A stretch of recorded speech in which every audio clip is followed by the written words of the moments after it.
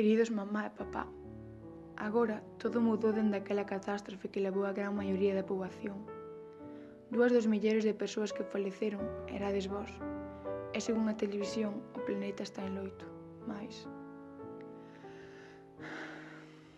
Aínda así, o mundo cambiou para peor. Xa non podo camiñar pola rúa, nin ir á escola, nin ir mercar. Todo está inundado. Hai escaseza de auga e de comida, e a xente morre de fame deshidratada. Cada día aumenta o nivel de auga, os terremotos e as catástrofes. Os políticos cada día pasan máis de nós. Pensaban que o cambio climático era algo pasaxeiro, mais fóselle das mans. Só eles viven ben. Os invernos son cada vez máis fríos e os veráns máis calurosos. Os polos non resisten. Onte na Antártida choveu por segunda vez consecutiva. Xa poucos glaciares quedan, e en vez de ser un continente branco, agora parece un xardín verde.